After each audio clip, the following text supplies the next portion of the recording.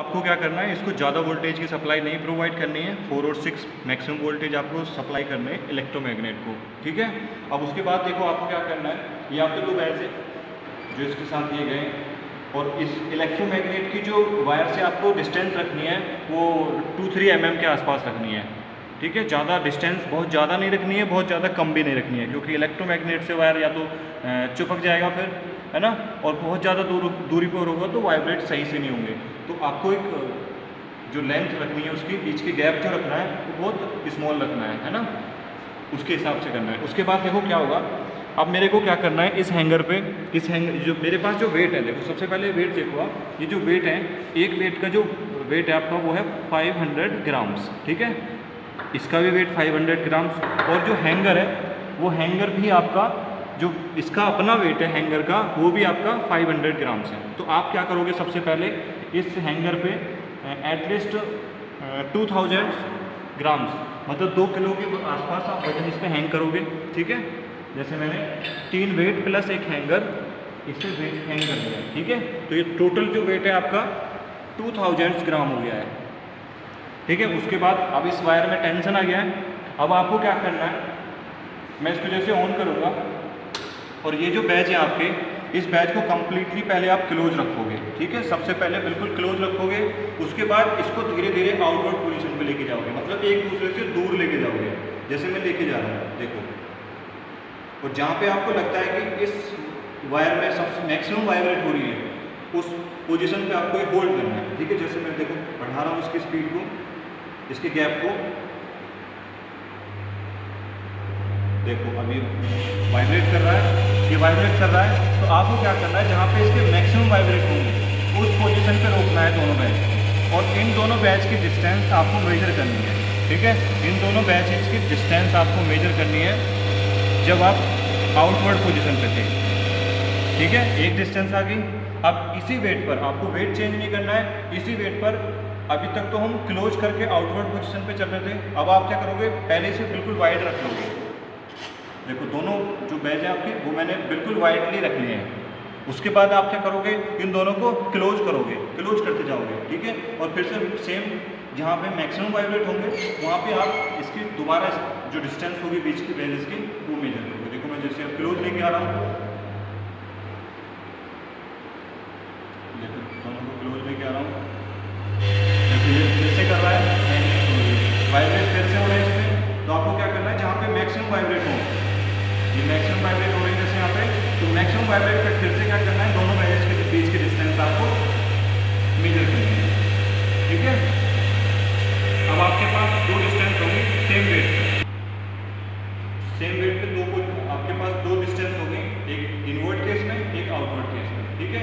उसके बाद आपको क्या करना है कि वेट आपको इंक्रीज करते जाना है। जैसे अभी मैंने 2000 से स्टार्टिंग की है, आप एक वेट और हैंग कर दोगे, ये हो जाएगा आपके पास 2500 वेट्स।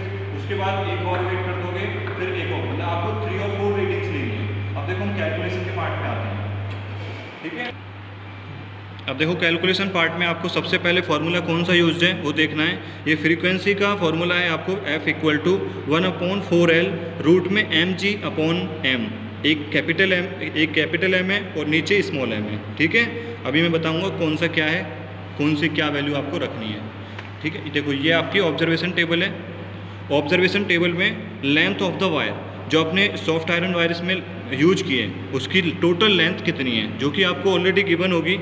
हमारे पास जो है 150 सेंटीमीटर है, ठीक है। उसके बाद मास ऑफ द वायर, इस वायर का आपके पास टोटल जो वेट है वो लिखना है यहाँ पे। जैसे टोटल जो वायर है उसका मतलब कंप्लीट वेट है वो है 9.12 ग्राम, ठीक है। उसके बाद आपको मास पर यूनिट लेंथ निकालना है। यहाँ से मास पर यूनिट लेंथ होगा आपका 0.06 ग्राम पर सेंटीमीटर, ठीक है।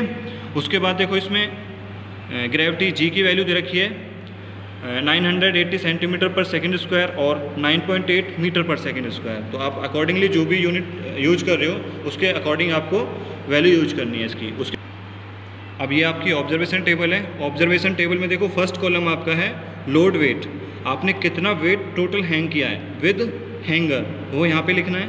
उसके बाद यहाँ पे है वेज मूविंग आउटवर्ड, जो आउटवर्ड वेज आपने मूव किया था तब उसके बीच का गैप कितना था, और इधर है जब आपने वेजेज मूविंग इनवर्ड, जब आपने इनवर्ड पोजीशन पे मूव किया था वेजेज को, उसकी डिस्टेंस क्या थी। दोनों की डिस्टेंस आप अलग अलग लिखोगे और इन दोनों डिस्टेंसेस का मीन ले लोगे, ठीक है। और आपको आपने जितने वेट हैंग किए हैं अलग अलग रीडिंग्स आप उसकी लोगे यहाँ पे, ठीक है। अलग अलग मीन्स आएगा फिर सबका। उसके बाद फ्रीक्वेंसी का फॉर्मूला अप्लाई करना है आपको, जो अभी मैंने दिखाया था, F = 1/4L रूट में mg, m capital M, g upon small m, ठीक है। अब देखो इसमें जो आपकी फ्रीक्वेंसी निकलेगी वो अलग अलग वेट पे कंप्लीट फ्रीक्वेंसी निकल आएगी आपकी। तो लास्ट में आपको मीन लेना होगा। अभी मैं बताऊंगा, देखो कैलकुलेशन पार्ट। अब देखो कैलकुलेशन पार्ट में आपकी frequency = 1/4L root capital M G small m, ठीक है। ये आपका फॉर्मूला है। इसमें ये जो L है ये तो डिस्टेंस है आपकी, जो आपने दोनों वेजेस के डिस्टेंस का मीन लिया है, मतलब एक आउटवर्ड पोजीशन एक इनवर्ड पोजीशन, इन दोनों का जो मीन है वो आपकी L की पोजीशन है, जो कि आपने मेजर की है अपने पास से, ठीक है। उसके बाद ये जो वैल्यूज हैं ये सारी गिवन है, जैसे कैपिटल M है आपका जो वेट आपने हैंग किया है, ठीक है, जो वेट आपने हैंग किया है वो वाला वेट। उसके बाद G आपकी ग्रेविटी है जो कि दी हुई है, ठीक है। यूनिट आप अकॉर्डिंगली लगाओगे जिस यूनिट में आप सारी वैल्यूज रख रहे हो। M है आपका स्मॉल वाला m, वो है mass per unit length of the wire, ठीक है। तो उसका जो है वो भी यूनिट दी गई है, किस यूनिट में आप अप्लाई कर रहे हो उसे। जैसे ग्राम पर सेंटीमीटर में है 0.06 ग्राम पर सेंटीमीटर, ठीक है, ठीक है। यहाँ पे आपकी मास per unit length small m जो होगी वो ये होगी, मास पर यूनिट लेंथ, ठीक है, स्मॉल m की वैल्यू। और ग्रेविटी इसके अकॉर्डिंग क्या लगाएंगे आप, 980 सेंटीमीटर पर सेकंड स्क्वायर, ठीक है। और वेट हैंग ग्राम्स में करोगे तो सबसे फर्स्ट यूनिट सपोज मैंने 2000 पे बताया, 2000 ग्राम यहाँ से। और यदि आप यूनिट चेंज कर रहे हो तो उसके अकॉर्डिंग लगाओगे। उसके बाद देखो ये आपकी स्टैंडर्ड वैल्यू होगी, फ्रीक्वेंसी होगी आपकी 50 हर्ट्ज़, ठीक है।